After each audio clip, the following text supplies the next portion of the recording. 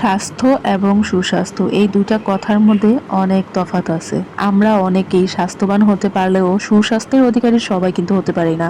কারণ কি জানেন, আমরা অতিরিক্ত ভাত খাই, কারণ আমরা বাঙালি। এই ভাতের মাধ্যমে আমাদের শরীরটা একদম মানে কি বলবো, যত অঙ্গ প্রত্যঙ্গ আছে সব থেকে ইম্পর্টেন্ট সেই অঙ্গ প্রত্যঙ্গগুলা ধীরে ধীরে নিস্তেজ হয়ে যাচ্ছে, আমরা কিন্তু টেরও পাচ্ছি না। আমরা বাঙালিরা একটু ভোজন রসিক মানুষ, সেই জন্য তেল মশলা ছাড়া আমরা খাবার খেতেই পারি না।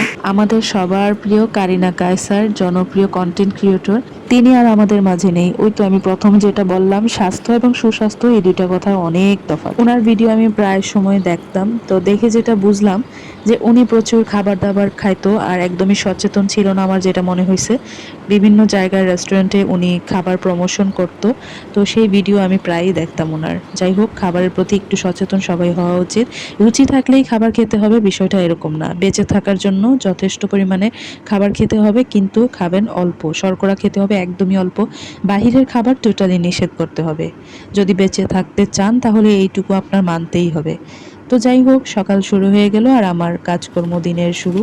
তো আপনাদের সাথে কথা বলতে বলতে এদিকে দেখেন, আমি একটা মুরগির পেট থেকে ডিম বের করে নিলাম, আর এই মুরগিটাকে আমি অলরেডি ভিজিয়ে রাখছি। দুপুরে যখন নিউজটা শুনলাম, ফেসবুক স্ক্রল করতে করতে সামনে আসলো কারিনা কায়সার আর আমাদের মাঝে নেই। এই নিউজটা পাওয়ার পর এত বেশি খারাপ লাগছে, কি বলবো জানি না। আমার অনেক কষ্ট লাগছে ওনার জন্য। যে একটা মানুষ তরতাজা এরকম একটা প্রাণবন্ত মানুষ, ওনার ভিডিওতে সবসময় দেখতাম খুবই ফানি ভাবে ভিডিও করতো।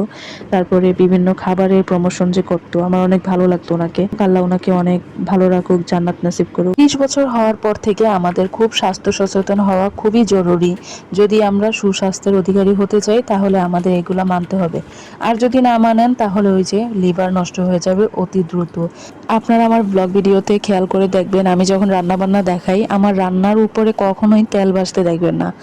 যখন আমার বাসায় মেহমান থাকে, গেস্ট সামনে, তো আর আমরা একদম তেল ছাড়া খাবার দিতে পারি না।